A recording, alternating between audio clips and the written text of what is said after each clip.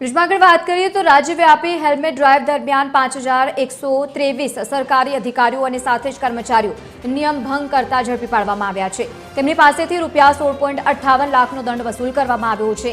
સામાન્ય જનતા પાસે નિયમ પાલનની અપેક્ષા રાખતું વહીવટી તંત્ર પોતે જ આટલી મોટી સંખ્યામાં બેદરકાર સાબિત થાય છે તે બાબત પણ ચિંતાજનક છે। તો બીજી તરફ સરકારી કચેરીઓના પ્રવેશદ્વારે જ થયેલી આ કાર્યવાહી સ્પષ્ટ કરે છે કે કાયદો દરેક માટે સમાન છે।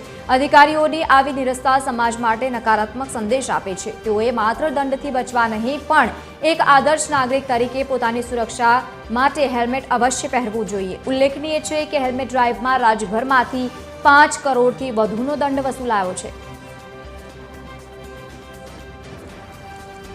માહિતી સાથે એસોસિએટ એડિટર સોનલ લડકર જોડાયા છે। સોનલ, જે કામગીરી કરવામાં આવતી હોય છે મોટાભાગના જે કર્મચારીઓ છે, અધિકારીઓ છે, તે જ નિયમનો ભંગ કરી રહ્યા છે અને સામાન્ય જનતાની પણ આપણે વાત કરીએ, શું કહેશો?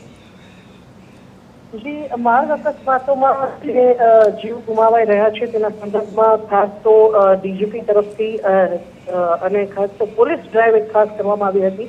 રાજ્યમાં જે હેલ્મેટનો નિયમ ભંગ કરે છે તેવા 1.88 લાખથી વધુ વાહન ચાલકો સામે હેલ્મેટ સળંગ 1 મહિનો કરવામાં આવી હતી। તે અંતર્ગત 1.88 લાખથી વધુ વાહન ચાલકો સામે દંડનીય કાર્યવાહી કરવામાં આવી અને તે અંતર્ગત 5.21 કરોડનો જે દંડ છે તે આ લોકો પાસેથી વસૂલવામાં આવ્યો છે। મહત્વનું છે કે સરકારી કર્મચારીઓ અને અધિકારીઓ પણ તેમાંથી બાકાત નથી। આ જે 1.88 લાખનો આંકડો છે તેમાંથી 5123 એવા સરકારી અધિકારીઓ અને કર્મચારીઓ છે જેમને પણ નિયમ ભંગ કર્યો હતો અને તેમની પાસેથી 16.58 લાખનો દંડ વસૂલવામાં આવ્યો છે।